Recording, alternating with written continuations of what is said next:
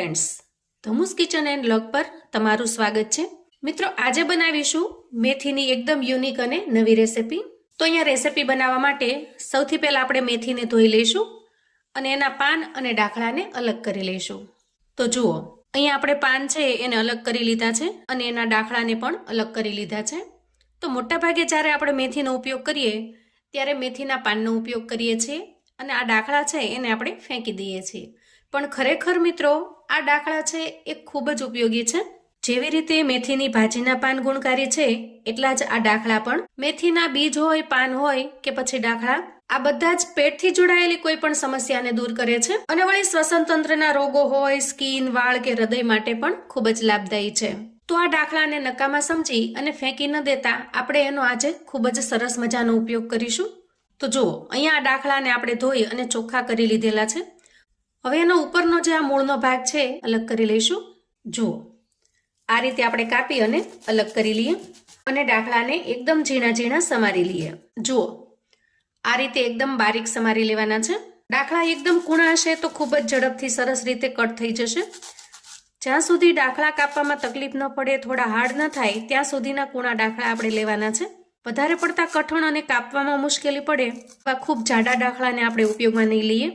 આ રીતના એકદમ સરસ કૂણા હોય એવા ડાખલાને આપણે ઉપયોગમાં લઈશું। મિત્રો, શિયાળામાં મેથી ખાવાથી શરીરમાં ગરમી રહે છે અને વળી સાંધાના દુખાવાને દૂર કરવામાં પણ મેથીના ડાખલા કે પછી મેથીના દાણા ખૂબ જ ઉપયોગી છે। ત્યાર પછી હવે આપણે એક મિક્સિંગ બાઉલ લઈશું અને સમારીને તૈયાર કરેલા ડાખલાને મિક્સિંગ બાઉલમાં ઉમેરીશું।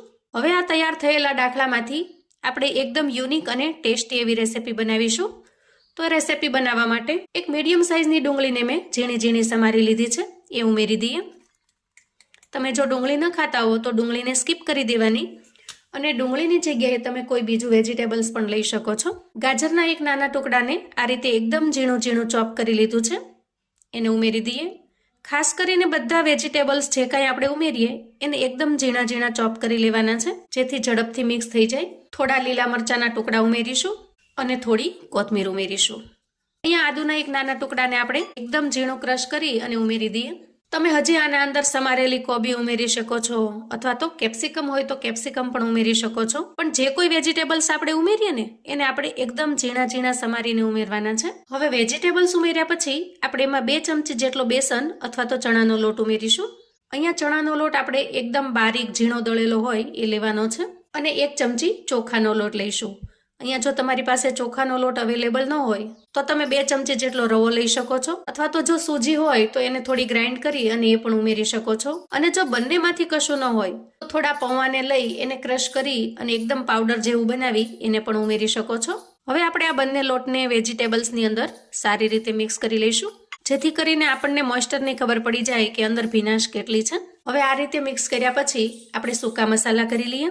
મસાલામાં સૌથી પહેલા ઉમેરીશું સ્વાદ પ્રમાણે મીઠું, 5 ચમચી જેટલી હળદર ઉમેરીશું અને 1 નાની ચમચી જેટલું લાલ મરચું પાવડર ઉમેરીશું। તીખાશ માટે મેં લીલા મરચાંનો ઉપયોગ કરેલો છે, એટલે લાલ મરચું પાવડર થોડું ઓછું લઈ રહી છું। પણ જો તમને વધારે સ્પાઇસી ફાવતું હોય તો થોડું મરચાંનું પ્રમાણ તમે વધારી શકો છો અથવા તો લીલા મરચાંના ટુકડાને થોડા વધારે ઉમેરી શકો છો। 1 નાની ચમચી જેટલો ગરમ મસાલો ઉમેરીશું। ગરમ મસાલો બિલકુલ ઓપ્શનલ છે, તમને ફાવે તો જ તમારે ઉમેરવાનો છે।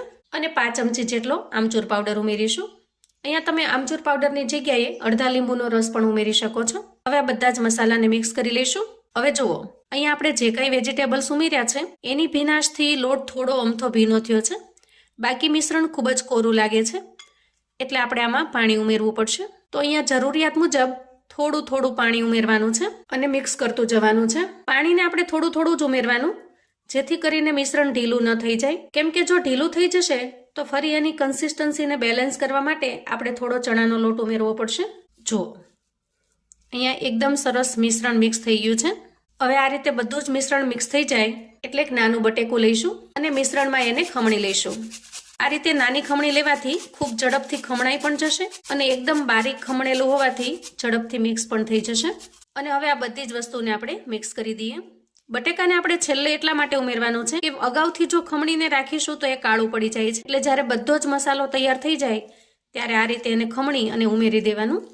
આપણે અહીંયા મિશ્રણમાં ચોખાનો લોટ ઉમેર્યો છે, તો ચોખાનો લોટ સરસ રીતે મિક્સ થઈ જાય અને ચણાનો લોટ પણ સારી રીતે ફૂલી જાય એટલા માટે આપણે અહીંયા 5 મિનિટ સુધી મિશ્રણને ઢાંકીને રહેવા દઈશું. હવે આપણે મિશ્રણને ચેક કરી લઈએ. વાહ, જુઓ, ચણાનો લોટ સારી રીતે ફૂલી ગયો છે અને ચોખાનો લોટ પણ મિક્સ થઈ ગયો છે. હવે આપણે સાઈડમાં એક પ્લેટ લઈશું અને એમાં એક નાની વાટકી જેટલો રવો લઈશું. હવે હું હાથની બંને હથેળીને ઓઇલથી ગ્રીસ કરી લઉં છું, જેથી મિશ્રણ હથેળીમાં ચોંટે નહીં. અને તૈયાર થયેલા મિશ્રણમાંથી થોડું પોષણ લઈએ અને આ રીતે ગોળ બોલ્સ વાળી લઈશું. વચ્ચેથી પ્રેસ કરીશું એટલે એકદમ સરસ ટિક્કી જેવું તૈયાર થઈ જશે. એ તૈયાર થયેલી ટિક્કીને આપણે રવામાં ડીપ કરીશું અને થોડો રવો ઉપર પણ સ્પ્રેડ કરી દઈએ. અહીંયા તમે રવાની જગ્યાએ બ્રેડ ક્રમ્સનો પણ ઉપયોગ કરી શકો છો. જુઓ, આ રીતે તૈયાર કરી લેવાનું છે અને તૈયાર થઈ જાય એટલે આપણે એક પ્લેટની અંદર લઈ લઈશું. બનાવવું એકદમ સિમ્પલ છે. મિશ્રણમાંથી થોડું મિશ્રણ લેવાનું છે અને બધા જ એક સરખા બને એટલા માટે એક સરખું મિશ્રણ લેવાનું અને પછી હાથની મદદથી સહેજ અમથું ગોળ વાળી અને વચ્ચેથી પ્રેસ કરી દેવાનું એટલે એકદમ સરસ ટિક્કી જેવું બની જશે. એ ટિક્કીને આપણે રવામાં ઉમેરી દઈએ અને ઉપરથી આ રીતે રવો સ્પ્રેડ કરી દઈએ અને તૈયાર થયા પછી એને આપણે એક પ્લેટમાં લઈ લઈએ. તો જુઓ, અહીંયા આપણે બધા જ મિશ્રણમાંથી ટિક્કી બનાવીને તૈયાર કરી લીધી છે. હવે આપણે ગેસ તરફ જઈશું. અહીંયા ગેસ ઓન કરી ગેસ ઉપર આપણે એક નોનસ્ટિક પેન મૂક્યું છે. પેન થોડું ગરમ થાય એટલે આપણે 1 ચમચા જેટલું તેલ લઈશું.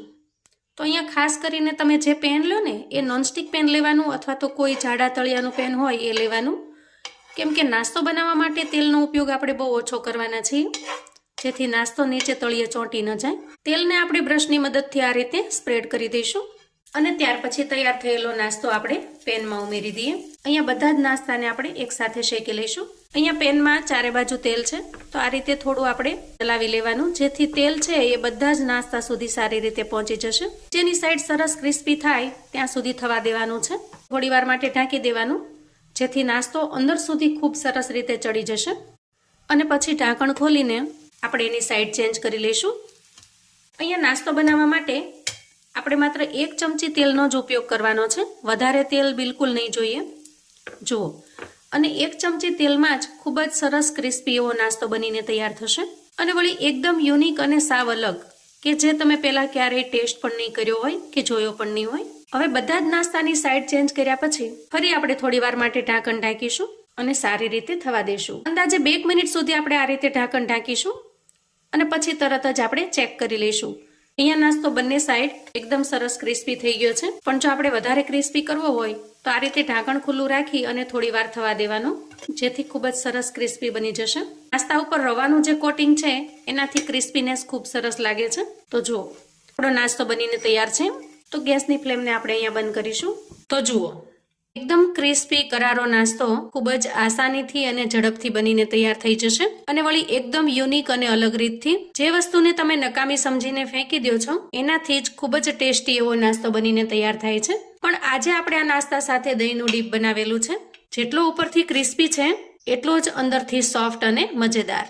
જુઓ, જોતા જ આપણને ખાવાનું મન થઈ જાય એવો ટેસ્ટી અને વેજીટેબલ્સથી ભરપૂર. ટોમેટો કેચઅપ, ટોમેટો ચટણી કે પછી આ રીતે દહીંના ડીપની સાથે નાસ્તો ખાવાની મજા પડી જાય એવો ટેસ્ટી બને છે. તો મિત્રો, તમે ક્યારેય જો આ રીતે ટ્રાય ન કરી હોય તો ચોક્કસથી બનાવજો. ખાસ કરીને જ્યારે પણ મેથી લાવો ત્યારે મેથીના દાખલા ફેંકી ન દેતા એનો આ રીતે ખૂબ જ ટેસ્ટી એવો નાસ્તો બનાવજો. તો આજે મેં તમારી સાથે મેથીના દાખલામાંથી એકદમ યુનિક અને અલગ રીતે નાસ્તો બનાવવાની રીત શેર કરી છે. તો મને આશા છે કે આ નાસ્તો તમને ખરેખર ખૂબ જ પસંદ આવશે. તો આવું અવનવું જાણવા માટે અને મને સપોર્ટ કરવા માટે ચેનલ પર જો તમે નવા છો તો પ્લીઝ ચેનલને સબસ્ક્રાઈબ કરો. વિડીયો ગમે તો લાઈક અને શેર કરો. તમારા સગા સંબંધી મિત્રોને પણ આપણી આજની એકદમ ટેસ્ટી એવી નવી રીતે નાસ્તો બનાવવાની રીત ચોક્કસથી મોકલી આપજો, જેથી એ લોકો પણ બનાવીને તૈયાર કરી શકે, એન્જોય કરી શકે અને એના પરિવારને પીરસી શકે. કોમેન્ટમાં મને ચોક્કસથી જણાવજો મિત્રો કે આજની આ ટેસ્ટી એવા નાસ્તાની રેસિપી તમને કેવી લાગી છે. ફરી મળીશું એક નવી રેસિપી સાથે. ત્યાં સુધી આવજો મિત્રો.